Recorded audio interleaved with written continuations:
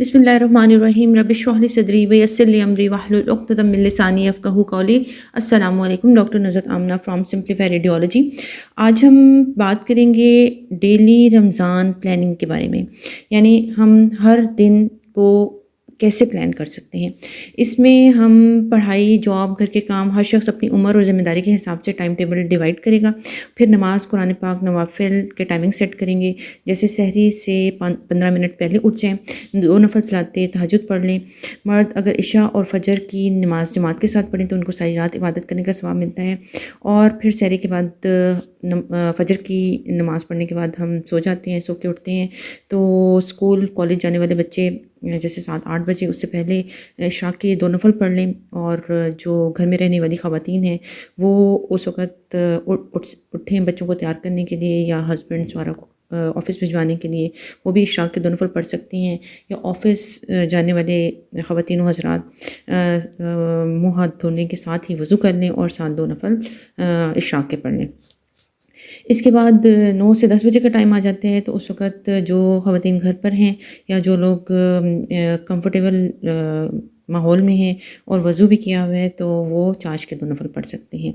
और इसके साथ ही वो अगर नियत कर लें तो 2 नफ़ल, अगर उनको माहौल भी मैसर है तो सलात हाजत या सलात इस्तिखारा की नियत के साथ 2 नफ़ल पढ़ सकते हैं।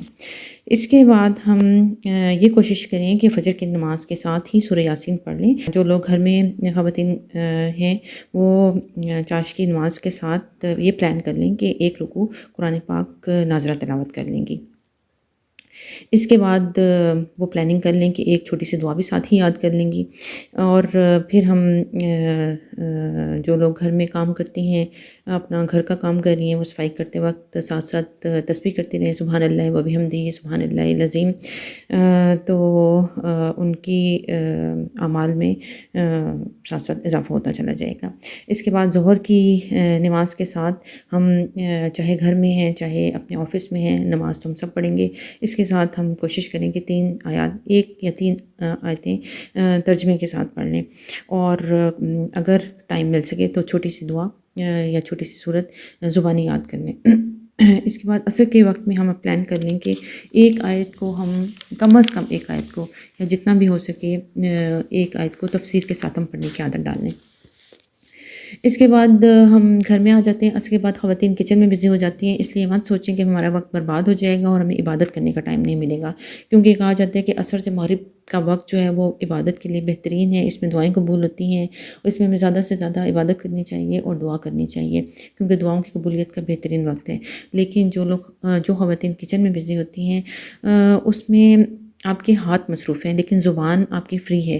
खाना पकाते वक्त दुरूद शरीफ पढ़ें, बर्तन धोते वक्त इस्तिग़फ़ार पढ़ें कि ताकि अल्लाह ताला बर्तनों की धुलाई के साथ साथ हमारे गुनाहों को भी धो दे। कटिंग करते वक्त हम अपना फ़िक्स कर लें कि ला हौला वला कुव्वता इल्ला बिल्लाह पढ़ें ताकि शैतानी वसवसों को अल्लाह ताला दिल से काट के ख़त्म कर दे। आटा गूँथते वक्त या हय्यु या क़य्यूम की तस्बीह करें ताकि दिल व दिमाग पर अल्लाह ताला सकीनत नाज़िल फरमाए। फिर अल्लाह ताला के ज़िक्र के साथ इफ्तारी की तैयारी करें, तो जो हम खाना बनाएँगे वो उसमें बरकत भी होगी और हर काम जो भी हम करेंगे उसके बदले हमें अजर भी मिलेगा। फिर इफ्तारी के बाद मगरिब की नमाज़ पढ़कर थोड़ा सा रेस्ट कर लें और इशा की नमाज़ और तरावी में जो सूरतें हमने पढ़नी है उसको रिवाइज़ कर लें। अगर हम खुद तरावी पढ़ते हैं तो ये रिवीजन इसलिए ज़रूरी है ताकि हम नमाज में जो कुरानी आयात तिलावत करें उसमें गलती ना करें। और अगर हम तरावी से नमाज़ पढ़ने के शौकीन हैं तो जो पारा तिलावत किया जाना है उस पारे का तर्जमा पढ़ कर जाएँ और ये यकीन करें कि इस तरावी का मज़ा आपका दुबाला हो जाएगा, क्योंकि आपको पता चलेगा कि अल्लाह ताला हमसे क्या बात कह रहा है। कुरान पाक का मतलब ही बार बार पढ़ी जाने वाली किताब है। पूरा दिन इसको मुख्तलिफ़ तरीक़ों से बार बार पढ़ेंगे तो कुछ कभी तिलावत, कभी तर्जमा, कभी तफसीर, कभी दुआएँ, कभी खुद सुनना, कभी दूसरों को सुनाना, तो अल्लाह ताला से करीबी ताल्लुक़ कायम हो जाएगा। फिर हमें चाहिए कि जल्द सोने की आदत डालें ताकि सहरी में आराम से उठा जा सके और हमारी सहरी मिस ना हो। हर नमाज के बाद तस्बीहात ज़रूर करें। जान नमाज पर बैठें और सुबहान अल्लाह, अल्हम्दुलिल्लाह, अल्लाहु अकबर की तस्बीहात करें। जितनी देर हम जान नमाज पर बैठते हैं फ़रिश्ते हमारे लिए मग़फ़िरत की दुआ करते हैं और इस बात का हमें यकीन कामिल होना चाहिए। اور دعا کرنا مت بھولیں، گڑ گڑا کر اللہ تعالیٰ سے دعا کریں، جو بات بھی ہمیں چاہیے، جو چیز بھی ہمیں چاہیے، جس چیز کی بھی ہمیں حاجت ہے، ہم اللہ تعالیٰ سے بیان کریں، کیونکہ صرف اللہ ہی ہے جو مانگنے والوں سے ناراض نہیں ہوتا، ورنہ دنیا میں تو ہم جس سے بھی ہم بار بار کوئی چیز مانگیں تو وہ ناراض ہو جاتے ہیں۔ پھر ہم پلان کریں کہ عربی دعائیں یاد کریں اور ترجمے کے ساتھ یاد کریں، تاکہ ہمیں پتہ ہو کہ ہم اللہ تعالیٰ سے کیا مانگ رہے ہیں۔ جن کو عربی دعائیں یاد نہیں ہیں وہ اردو میں دعائیں مانگیں، لیکن اس کے ساتھ کوشش ضرور کریں کہ عربی دعائیں ترجمے کے ساتھ یاد کریں، کیونکہ اس کے مانگنے کا مزہ اور حضور پاک صلی اللہ علیہ وسلم کی زبان میں عربی دعائیں کرنے کے فائدہ بھی بہت زیادہ ہے۔ تو اس طرح ہم پورے 24 گھنٹے کو اپنے پلان کر سکتے ہیں کہ سنت نبوی اور احادیث کی روشنی میں کہ ہم اپنے 24 گھنٹے کیسے گزاریں۔ اللہ حافظ۔